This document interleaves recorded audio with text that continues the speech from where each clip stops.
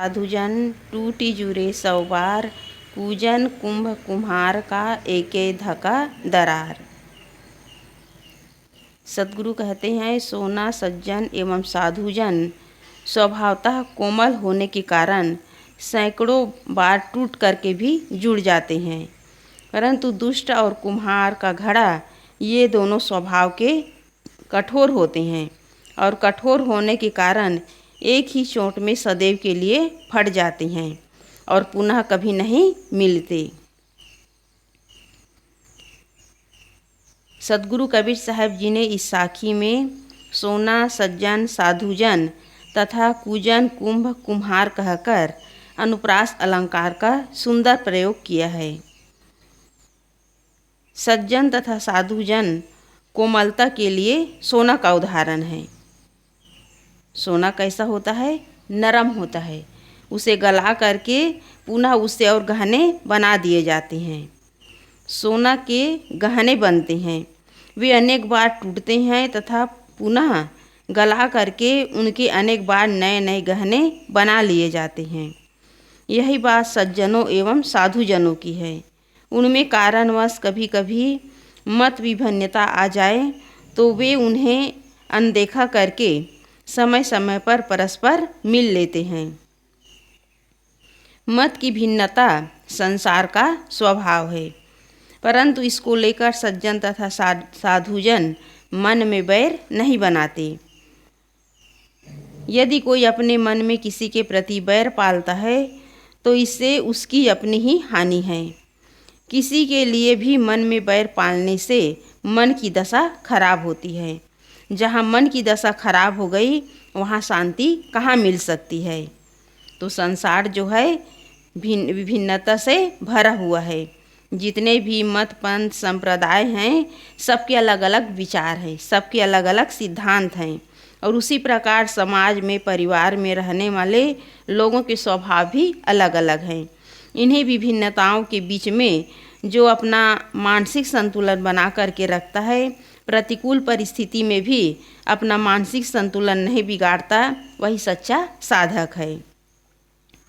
तो यहाँ सदगुरु कबीर साहब जी कहते हैं कि जो सज्जन होते हैं वो किसी से बैर नहीं बनाते। बैर से, लड़ाई झगड़ा से, वाद विवाद से किसी को फायदा होने वाला नहीं है।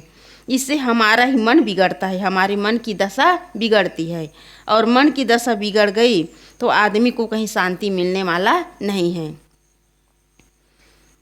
यदि किन्हीं सज्जन या संत के प्रति कोई घोर विरोध करता हो, उनकी ईर्ष्या में लगा हो, उनकी निंदा करके उसके विषय में सर्वत्र बुराई का प्रचार करता हो और हर क्षेत्र में उनके प्रति अत्यंत द्वेष भाव पूर्वक व्यवहार करता हो, तो ऐसी स्थिति में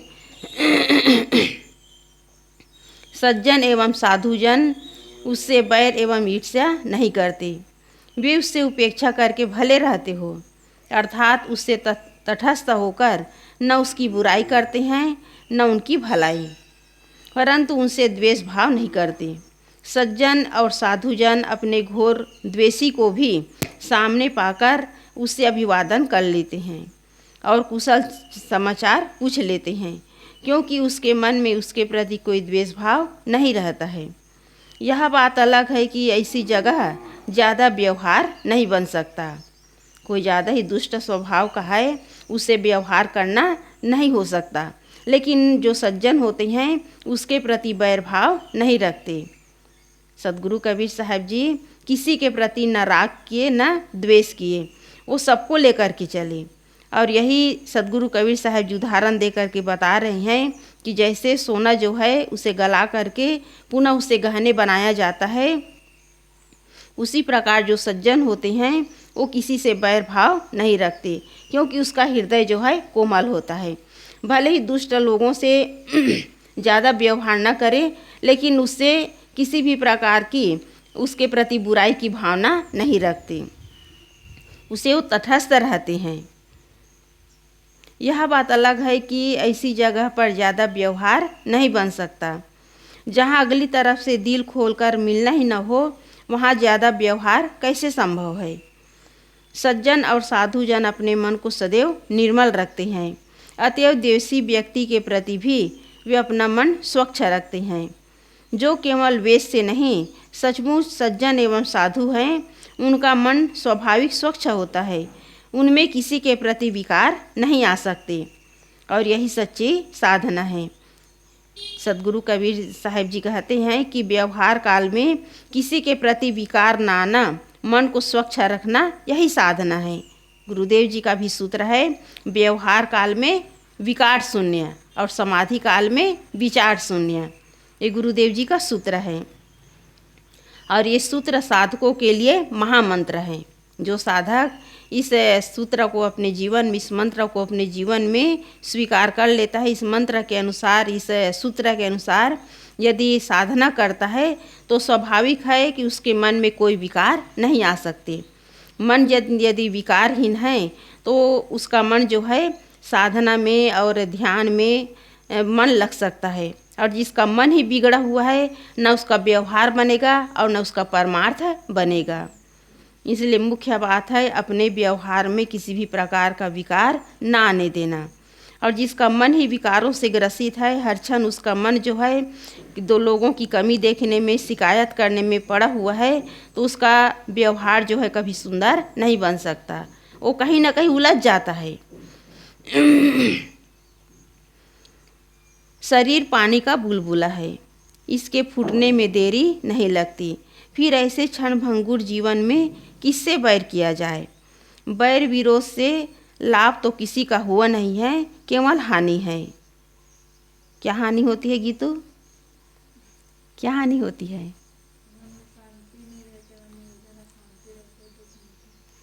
मन में शांति नहीं रहती, संस्कार बिगड़ता है, अपना संस्कार बिगड़ता है। बैर भाव करने से, ईर्ष्या द्वेष करने से अपना ही संस्कार बिगड़ता है। सामने वाला, उनका मन कैसा है, उनका स्वभाव कैसा है, अंदर से उनके अंदर किस प्रकार की उसकी मनोवृत्ति है, इसका हमें ज्ञान नहीं है। हम जान ही नहीं पाते कि उसकी मनोवृत्ति कैसी है। केवल हम देख देख करके हम अपने मन को बिगाड़ते हैं, अपने स्वभाव को बिगाड़ते हैं। तो इस प्रकार बैर विरोध करने से, ईर्ष्या द्वेष करने से केवल हमारी हानि, इसमें हमारा कोई लाभ नहीं है। जिस काम में अपनी हानि हो समझदार आदमी उसे क्यों करेगा, परंतु जो ईर्ष्या द्वेष और बैर विरोध में रात दिन लगा हो, उसके व्यवहार से अपने आप को बचाना ये सज्जन का काम होता है। क्योंकि उससे ज़्यादा व्यवहार बढ़ाने से लाभ तो होता ही नहीं, उल्टे अशांति ही होती है। इसलिए सज्जन और साधुजन अपने आप को दुर्जनों से बचाकर अपने मन को सदैव सबके प्रति स्वच्छ रखते हैं। यहाँ पहली पंक्ति का भाव यह है कि यदि दोनों तरफ से सज्जन सज्जन तथा साधु साधु स्वभाव के लोग हैं तो पहली बात है कि आपस में खटपट होगा ही नहीं, और यदि खटपट होती है तो किसी भी तरफ से कुछ गलत फहमी हो तो उसे आपस में सुलझा करके, समझ करके देर सवेर सुधार लेते हैं। जहाँ दोनों तरफ से सज्जनता एवं साधुता है वहाँ कोई गलत फहमी जो है ज़्यादा समय तक नहीं रह सकती। कहीं कहीं देखा जाता है कि दोनों तरफ सज्जन एवं भक्त हैं तथा दोनों तरफ त्यागी वैरागी साधु हैं, तो वे जीवन भर आपस में भीड़े बैर विरोध में कमाल दिखाते हैं। तो इसमें कारण यह है कि उसके जीवन में कई प्रकार के सदाचार अवश्य हैं, परंतु उनमें भौतिक स्वार्थ एवं अहंकार भावना की प्रबलता है। बड़े बड़े त्यागी तपस्वी और सज्जन लोग भी जीवन भर आपस में बैर विरोध में पड़े रहते हैं। उनके अंदर सदाचार तो है लेकिन बैर विरोध में पड़े रहते हैं, और उसमें कारण क्या है? भौतिक स्वार्थ और अहंकार। जहाँ भौतिक स्वार्थ और अहंकार की भावना है वहीं आदमी जो है एक दूसरे के प्रति बैर भाव रखते हैं।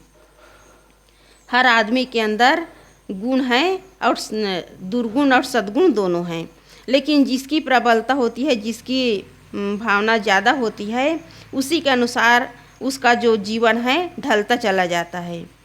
यदि किसी के अंदर दुर्गुण की भावना ज़्यादा प्रतिशत में है तो उसका जीवन जो है दुर्गुणों के कारण समस्याओं से और अनेक प्रकार के झंझटों से बढ़ता चला जाता है। और किसी के अंदर सद्गुण की भावना ज़्यादा है तो वो अपने दुर्गुणों को दबा लेता है। लेकिन जिसके अंदर गलत संस्कार है, गलत स्वभाव है, लड़ने झगड़ने की भावना है, हमेशा दूसरों के प्रति दोष देखने की भावना है, तो अपने मन को संभाल नहीं पाता और उनका मन जो है बिगड़ता चला जाता है। अतः वे आपस में जीवन भर परस्पर लड़ते रहते हैं और बैर भाव बांधे रहते हैं। जब तक स्वार्थ तथा अहंकार का भ्रम नहीं टूटता तब तक कोमलता आ ही नहीं सकती। कितने लोग ऐसे होते हैं जो कई अंशों में कट्टर त्यागी होते हैं, परंतु कई अंशों में इतने कमज़ोर होते हैं कि जीवन भर उलझे रहते हैं। अपनी इन्हीं कमजोरियों के कारण कई सज्जन और साधु कहलाने वाले लोग भी राग द्वेष में उलझे होने के कारण समाज के लिए बिगड़ी घड़ी बने रहते हैं। और यहाँ उदाहरण दिए हैं विश्वामित्र और वशिष्ठ जी, दोनों ब्रह्म ज्ञानी एवं तपस्वी पुरुष थे, परंतु दोनों एक दूसरे को उखाड़ने के चक्कर में पड़े रहे। विश्वामित्र ने वशिष्ठ के पुत्रों की हत्या की और उनके आश्रम को आग में समर्पित कर दिया, तो वशिष्ठ जी ने विश्वामित्र के 100 पुत्रों की हत्या की। इतना ही नहीं, वे पहल, यवन, कंबोज, बर्बर, म्लेच्छा, हरित, किरात आदि को अपना सहयोगी बनाकर विश्वामित्र को उच्छिन्न करने में लगे रहें। विश्वामित्र और वशिष्ठ जी बड़े ज्ञानी, त्यागी और तपस्वी थे, लेकिन अपने अहंकार को मिटा नहीं पाए। ज्ञानी होने का अहंकार था, त्यागी और तपस्वी होने का अहंकार था। और ऐसे अहंकारी व्यक्ति अपने सामने किसी की प्रशंसा नहीं सुन सकते और दूसरे की प्रशंसा सुनकर ऐसे व्यक्ति जो है अंदर से जल भून जाते हैं और उसके बदले में वो क्या करते हैं, सामने वाले व्यक्ति को नीचा दिखाने के लिए उनके प्रति अनेक षड्यंत्र रचते हैं। और ऐसे ही विश्वामित्र और वशिष्ठ जी एक दूसरे को उखाड़ने में, एक दूसरे को नीचा दिखाने में जीवन भर लगे रहे, तो उसका ज्ञानी कहलाना बेकार है। यदि सचमुच दोनों तरफ से सज्जन और साधु पुरुष हैं तो वे आपस में 100 बार टूट कर के भी जुड़ जाएंगे। वैसे 100 बार टूटेंगे नहीं, ये केवल एक मुहावरा है। 100 बार टूटकर जुड़ने का शाब्दिक अर्थ नहीं किंतु लाक्षणिक अर्थ है, अर्थात सज्जन अनेक बार टूट करके भी जुड़ जाते हैं। एक तरफ सचमुच सज्जन और साधु हैं और दूसरी तरफ सज्जन और साधु वेश में क्रूर संस्कार वाले हैं, तो सज्जन पुरुष अपनी ओर से नम्र ही बर्ताव करते हैं, वे कभी क्रूर नहीं बनते। सोना अपना स्वभाव नहीं छोड़ सकता, वह असंख्य बार टूटकर जुड़ता ही रहता है। इसी प्रकार जो सज्जन होते हैं, निर्मल स्वभाव के होते हैं, वे भी अपने सुंदर स्वभाव को नहीं छोड़ सकते।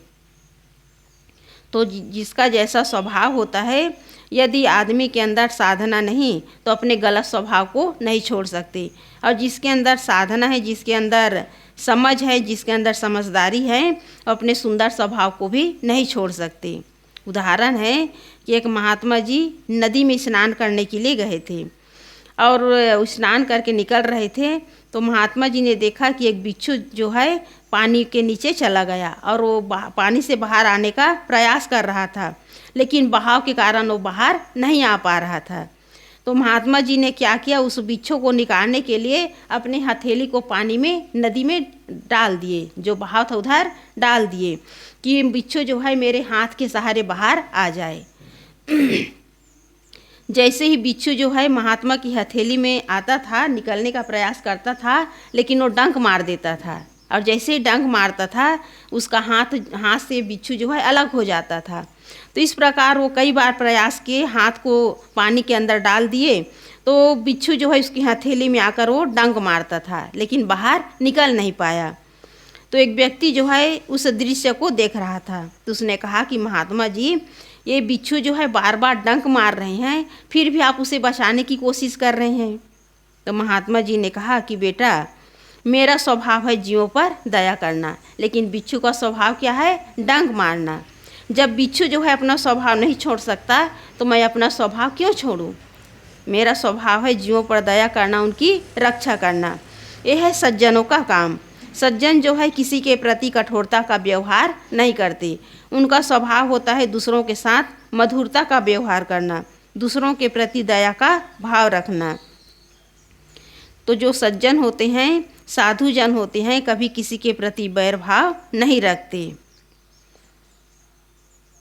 कूजन कुंभ कुम्हार का एके धका दरार। सज्जन एवं साधु जन बिल्कुल उल्टे होते हैं।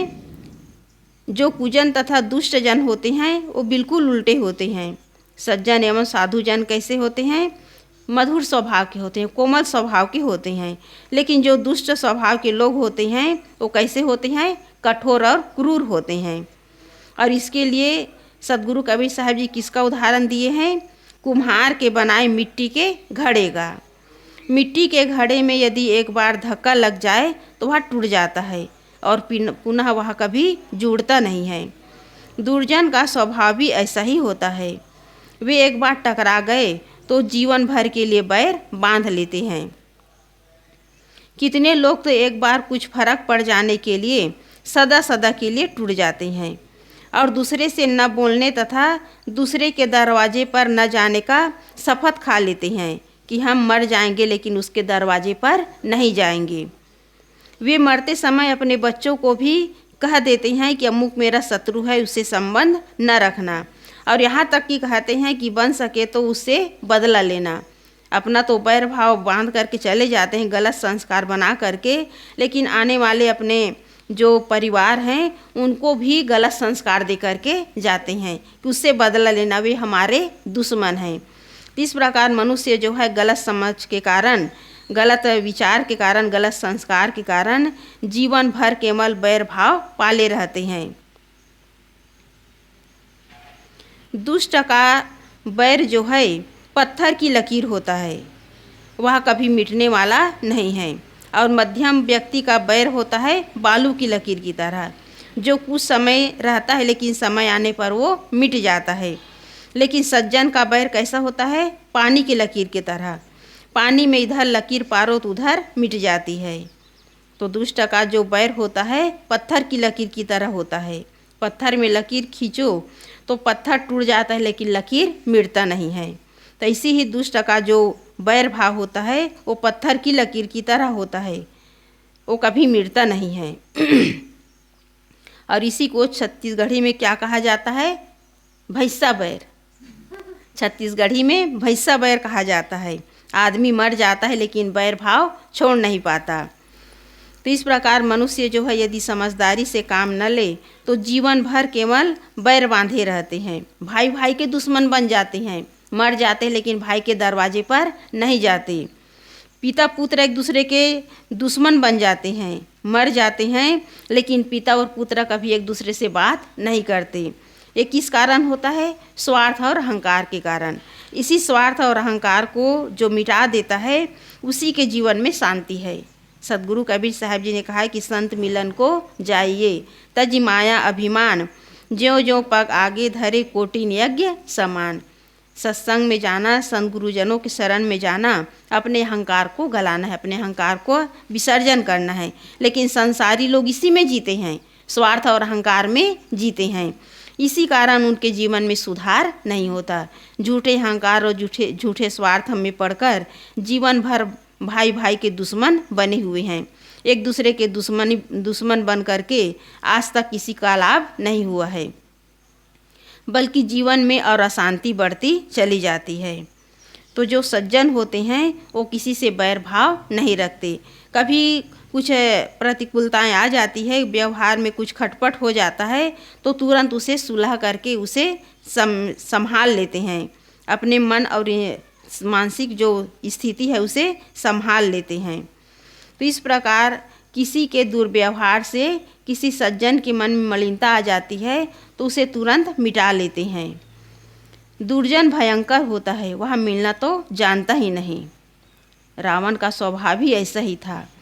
वो कहता था कि मैं टूट सकता हूँ लेकिन झुक नहीं सकता। जीवन भर अपने अंदर केवल बैरभाव पाले रहे, इसी कारण उसका कुल जो है पूरी तरह नाश हो गया। लेकिन रावण झुका नहीं। जो दुष्ट स्वभाव के होते हैं एक बार गांठ बांध लिए तो बांध लिए, बैर बना लिए तो बैर बना लिए। बैर भाव की जो भावना में व्यक्ति जो है निरंतर जलता रहता है और दूसरों को जलाने का प्रयत्न करता है। लेकिन जलने वाला व्यक्ति खुद जानता है कि मेरा कितना नुकसान हो रहा है। सामने वाला जले या न जले, लेकिन खुद का जीवन जल रहा है, खुद का मन जल रहा है, खुद का संस्कार बिगड़ रहा है। इस तरह बैर भाव करके लोगों का यह गलत स्वभाव होता है कि हम दूसरों को जला रहे हैं, दूसरों को नीचा दिखा रहे हैं। दूसरे का नुकसान हो या न हो, खुद का नुकसान होता है। एक बार क्या हुआ, एक व्यक्ति जो है बढ़िया एयर कंडीशन कार खरीद करके लाया और उसका स्वभाव था ईर्ष्यालु। और वो क्या किया, एक दिन गली में चला रहा था, कई बार हो गया, फिर आता था फिर जाता था, 10 बार हो गए उसे आते जाते। तो एक व्यक्ति जो है चौराहे पर बैठा हुआ था, तो उसने गाड़ी को रोक करके कहा कि भाई, ये तुम सुबह से लेकर के गाड़ी को बार बार ला रहे हो, ले जा रहे हो, ये तुम क्या कर रहे हो? कहीं आना जाना होता है तो लोग चले जाते हैं, घंटा 2 घंटा में लौट आते हैं, और तुम तो इसी गली में बार बार चला रहे हो गाड़ी को। तो व्यक्ति कहने लगा कि मैं नया गाड़ी खरीदा हूँ तो अपने पड़ोसी को जला रहा हूँ। तो व्यक्ति कहने लगा कि भाई, पड़ोसी जले या न जले, तुम्हारा पेट्रोल जल रहा है। तो आदमी दूसरों को नुकसान करने के लिए अपना नुकसान हो रहा है उसे वो देख नहीं पाता। न उसे यह ख्याल रहता है कि आजकल में हमें संसार छोड़ करके जाना है, न यह ख्याल होता है कि मानव जीवन का ऐसा सुनहला अवसर राग द्वेष में जल जल कर हम क्यों बर्बाद करें। ऐसे लोगों के जीवन में केवल अहंकार की आग होती है। वे अपने आप को बहुत योग्य समझते हैं, परंतु अहंकार और राग द्वेष की आग में जलने के अलावा उनको और कोई चारा नहीं है। उनके जीवन में शांति का कोई अवसर ही नहीं आता। स्वयं राग द्वेष में जलते रहते हैं और दूसरों को जलाने का प्रयास करती हैं। यही उनके लिए एक नियति बन जाती है। और ऐसे जो राग द्वेष की आग में जलते रहती हैं, उसके जीवन का सुनहरा अवसर हाथ से निकल जाता है। फिर अंत में उसे पश्चाताप करना पड़ता है। बड़े बड़े अहंकारी लोग, अंतिम में उसे पश्चाताप करना पड़ा। इसलिए सद्गुरु कबीर साहब जी यहाँ उदाहरण देकर के समझा रहे हैं कि घड़ा जो है, मिट्टी का घड़ा जो है, एक बार टूट जाता है तो पुनः नहीं जुड़ता। वैसे ही कुसंस्कारी लोग, दुष्ट स्वभाव के लोग किसी से बैर भाव पाल लेते हैं तो जीवन भर उसी में जलते रहते हैं और उसे कोई लाभ नहीं होता, बल्कि उसका जीवन जो है जल करके बर्बाद हो जाता है। तो इस प्रकार अहंकार और राग द्वेष में जलने से आज तक किसी को लाभ नहीं हुआ है। इसलिए सद्गुरु कबीर साहब जी सावधान करते हैं कि अपने अंदर जो दुष्ट स्वभाव है, गलत आदतें हैं, जो अहंकार हैं, झूठे स्वार्थ हैं, इनका त्याग करो। जब तक मनुष्य जो है अपने स्वभाव संस्कार को सुधारेंगे नहीं, अपने अंदर जो गलत चिंतन है उसे छोड़ेंगे नहीं, तब तक जीवन सुंदर बनने वाला नहीं है।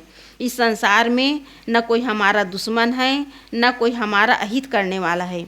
हमारा दुश्मन और हमारा हित तभी होता है जब हमारा मन बिगड़ता है। इसलिए मन को सुंदर बनाना, मन में किसी के प्रति ईर्ष्या भाव न रखना, यही साधना है। और ये साधना यदि लोग जो है अपने जीवन में यदि कर लेते हैं, अपने मन को सुंदर बनाने का काम करते हैं, तो उसके जीवन में कभी कोई विकार नहीं आ सकता।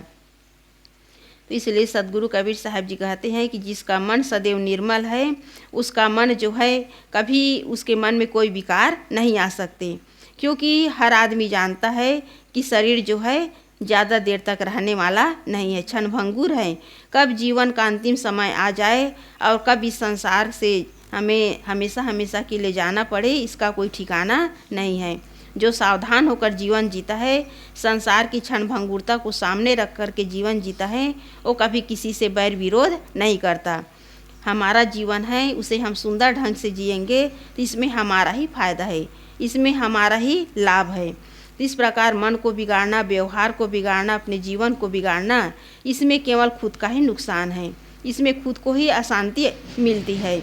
इसलिए सज्जन और जो संत जन होते हैं, हमेशा दुर्जनों से बचाकर अपने मन को हर समय स्वच्छ रखते हैं, और यही साधना का फल है। जितना मन स्वच्छ रहेगा, मन निर्मल रहेगा, उतने जीवन में शांति है। और मन में विकार है, मन में राग है, मन में द्वेष है, मन में शिकायत है, मन में दूसरों के प्रति कमी देखने की भावना है, तो इसमें हमारा ही नुकसान है। इसलिए सबसे बड़ी साधना है अपने मन को सुंदर बनाना और सबके साथ मधुरता का व्यवहार करना। ये सदगुरु कबीर साहब जी का एक संदेश है। और इस संदेश को, इस उपदेश को जो अपने जीवन में धारण कर लेता है वो कभी किसी से गलत व्यवहार नहीं करता। इसलिए सदगुरु कबीर साहब जी यहाँ सोना और घड़ा का उदाहरण दे करके यही बता रहे हैं कि जिसका जीवन जो है सद्गुणों से और सदाचार से भरा हुआ है वो कभी किसी से गलत व्यवहार नहीं करता। और जो दुष्ट स्वभाव का व्यक्ति होता है उसके सामने कितने भी अच्छे उपदेश दिया जाए उसे कोई फर्क नहीं पड़ता, वो अपनी दुष्टता को छोड़ नहीं सकता। इसलिए साधना की बात यही है, सावधानी की बात यही है कि हम किसी के साथ गलत व्यवहार न करें, गलत लोगों के साथ व्यवहार न करें, क्योंकि गलत व्यवहार करके लोगों के साथ गलत व्यवहार करने से हमारा ही मन बिगड़ता है। इस प्रकार ज्ञानी पुरुष जो होते हैं हमेशा सावधान होकर के अपना साधना का काम करते हैं। इस संसार में जितने भी लोग हैं अशांति में जीवन जीते हैं उनका कारण है उनकी गलत समझदारी। और जो समझदारी पूर्वक काम करते हैं, अपने जीवन में किसी भी प्रकार का अहंकार नहीं रखते, उसका जीवन जो है शांति की ओर बढ़ता चला जाता है। इसलिए जलना नहीं है बल्कि अपने अंदर जो अहंकार है उसे जलाना है, अपने अंदर जो स्वार्थ है उसे जलाना है। जो स्वार्थ और अहंकार को जला देता है उसके जीवन में सुख ही सुख है। तो इसलिए सही काम है, साधना का काम है, अपने अंदर जो राग है, द्वेष है, अहंकार है, झूठे दिखावे की भावना है उसे जलाना। और जो इस भाव को जला लेता है, गलत विकारों को जला लेता है, उसका मन निर्मल हो जाता है और उसका जो व्यवहार है दूसरों के प्रति मधुर बन जाता है। और यही काम संजन और सज्जन जन करते हैं। इस प्रकार अपना स्वभाव क्या है, दूसरों के साथ प्रेमपूर्ण व्यवहार करना। और जो दूसरों के साथ प्रेमपूर्ण व्यवहार करता है उसका मन सदैव निर्मल रहता है। जो निर्मल स्वभाव का होता है उसके जीवन में कोई विकार नहीं आते। तो यहाँ सदगुरु कबीर साहब जी बता रहे हैं कि जो सज्जन होते हैं वो कभी किसी के साथ गलत व्यवहार नहीं करते, और जो दुष्ट स्वभाव का होते हैं वो हमेशा अपने जीवन में उलझन पैदा करते हैं। तो साधना का काम क्या है, अपने अंदर जो गलत स्वभाव है उसे मिटाने का प्रयास करना, अपने अंदर जो गलत भावनाएं हैं, गलत विकार हैं उसे निकालने का प्रयास करना।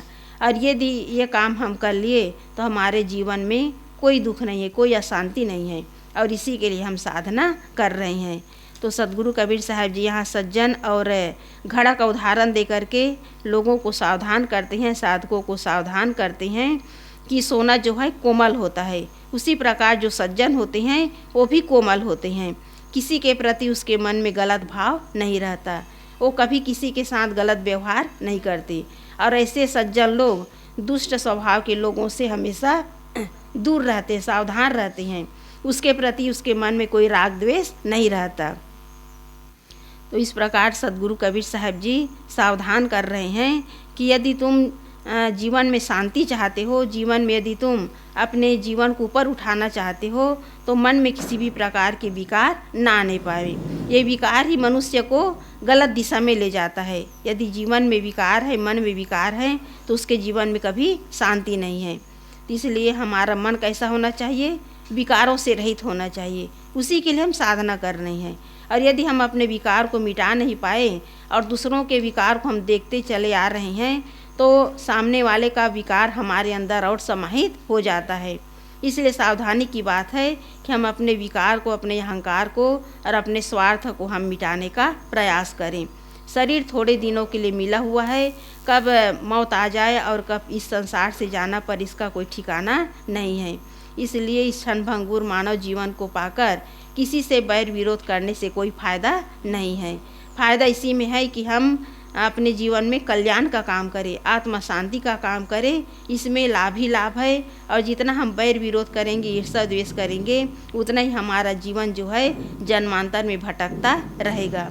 और आदमी भटक ही रहे हैं, उसके जीवन में कोई शांति नहीं है। इसलिए शांति का काम यही है कि हम हर क्षण संसार की नश्वरता और शरीर की क्षणभंगुरता को सामने रख करके हम कल्याण का काम करें। बोलिए सद्गुरुदेव की जय।